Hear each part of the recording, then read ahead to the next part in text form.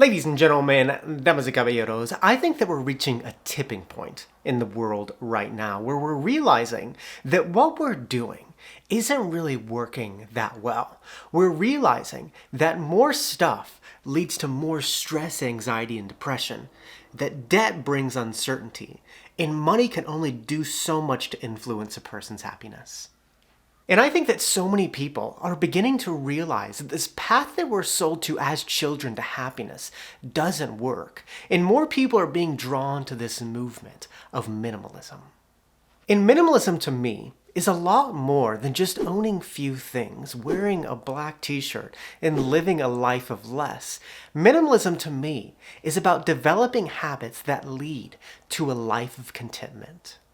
Developing habits to enjoy the moment more, remove some of this unnecessary anxiety and stress in your life, and make intentional decisions to shape a more positive world around you. And by developing these habits, it ultimately leads to a richer life. So in this video, I want to share 5 different habits that I've developed as a minimalist that have allowed me to live a richer life. So let's begin. Habit 1, emotional intelligence. As humans, we all have these emotions of anger, fear, happiness, and sadness.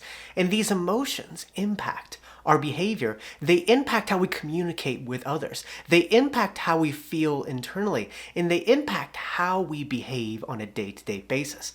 And although these emotions are completely natural, we can, to an extent, control our emotions. And this is called emotional intelligence, which is the ability to identify and regulate our own emotions as well as understand and influence the emotions of others. Emotional intelligence allows you to shape the world around you. For example, imagine sitting in traffic and then all of a sudden someone just cuts you off. It would probably make you really angry, and you can respond in one and two ways.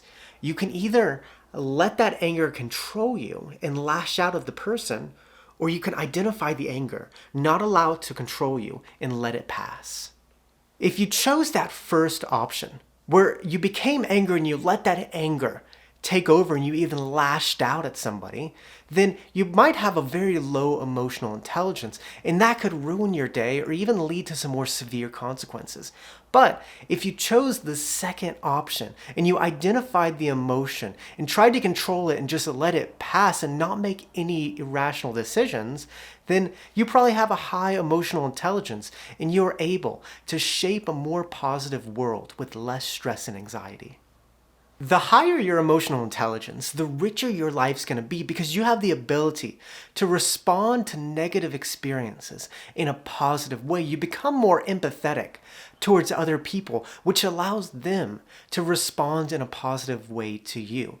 And if you develop this skill and get in the habit of having a high emotional intelligence, it allows you to have a richer life because you shape a more positive world around you. Habit 2. Practicing patience.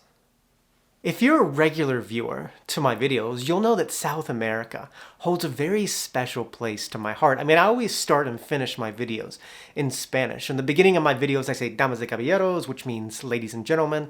And then every time I finish, I have the line of muchas gracias, que tenga un buen día, nos vemos chico, which means thank you, have a good day, see you later. But I spent about 3 years. I lived in Ecuador and then I just traveled to various parts of South America. And one thing you learn when you're in South America is patience.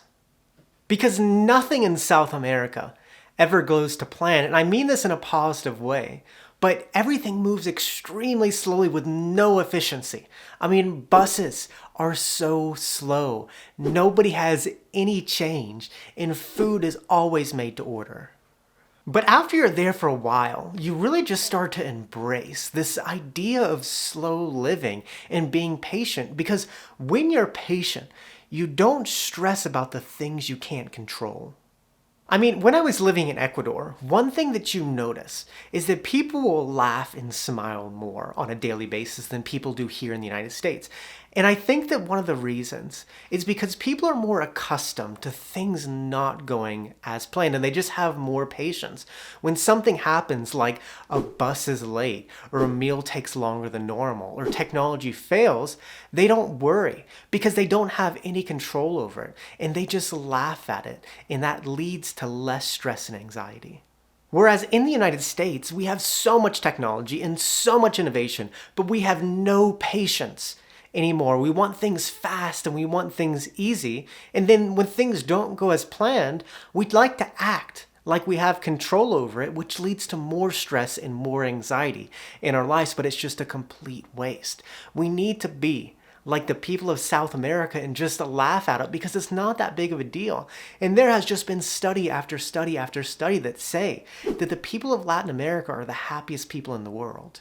And I think one of the biggest reasons is just because they have so much patience in their life. And don't get me wrong, they have their own set of problems just like all of us, but it is undeniable when you're there that they are such happy people. And when you practice patience in your life, it leads you to a richer life because you avoid so much unnecessary stress and anxiety in your life. And in my opinion, there are only 3 people in this world that can justify being a rush. It's the police, the firefighters, and the paramedics.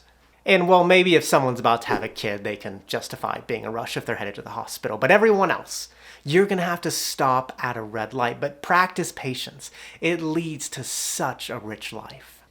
Habit 3, being present. Yesterday morning, I was taking a walk at Garden of the Gods here in Colorado.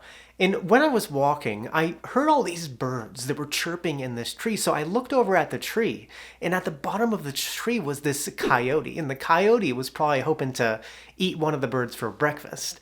But it got me thinking about how animals are always forced to live in the moment. I mean, one of those birds could just be flying in between trees, and then its life could be over by the coyote eating it. And animals are always present.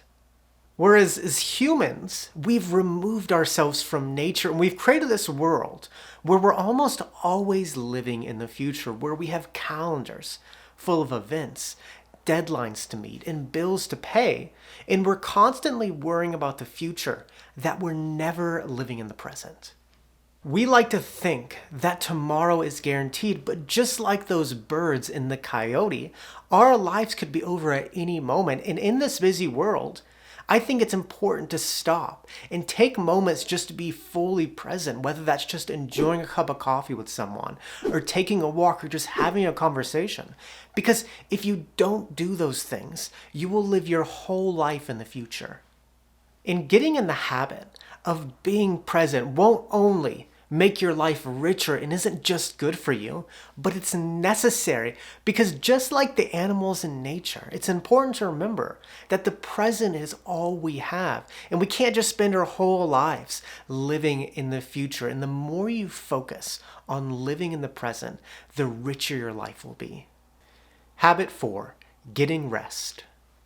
I will be completely honest with you, ladies and gentlemen, making 2 videos a week can be extremely exhausting because it takes an extreme amount of effort, extreme amount of creativity, and extreme amount of ambition to keep going. I mean, every single week, I write at least 10 to 15 pages. It takes 4 to 5 hours to edit one of these 12-minute videos, and you're constantly thinking of new ideas all the time.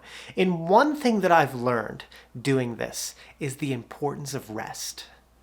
When you're constantly working and focusing on being productive, you end up being less productive because your mind is clouded and you're unable to think. And we're living in a world where rest is discouraged, where people think that rest is a sign of weakness, but rest is the key to productivity. When you take moments of rest, like taking a walk, reading a book, or taking a nap, then you're giving your mind time to recharge, and when you come back, you end up feeling more ambitious and more productive in your life. And rest is just so important because rest leads to a richer life. You need rest. And when you get in the habit of embracing rest and not just being on all the time, it leads to a richer life because you avoid so much unnecessary stress and anxiety, and it allows you to think more clearly, ultimately making you more productive. Habit 5, gratitude. I think that minimalism is really just about finding contentment in your life. It's about being happy with what you have, which inevitably means living with less. And I think the key to living this minimalist life and not even having the desire to own all these material possessions is just living with gratitude, being grateful for the things you have. There's a saying that goes, count your blessings. And I think that means just getting in the habit of focusing and showing gratitude towards the things that you do have, because we often just focus on all these things that we don't have. So it's important to get in the habit of, instead of saying, I wish I lived in a mansion, say, I have a roof over my head. Instead of saying, I wish I had a Lamborghini, say, I'm glad I have a car. And when you get in the habit of showing gratitude towards the things that you do have, you start to realize that this materialistic image of being rich is just an illusion. You don't need a big house or a Tesla in order to live a rich life, but you just have to adjust your mindset and focus on what is truly important. There's a quote that goes, wealth consists not in having great possessions, but in having few wants. If you're constantly seeking more in life, you will never be content. But if you focus on adjusting your habits to more minimalist habits that lead to contentment, then it doesn't matter how much money you have, because you will be the richest person on planet Earth. And with that, muchas gracias. Que tengan un buen día. Video 95, ladies and gentlemen. Nos vemos, chicos.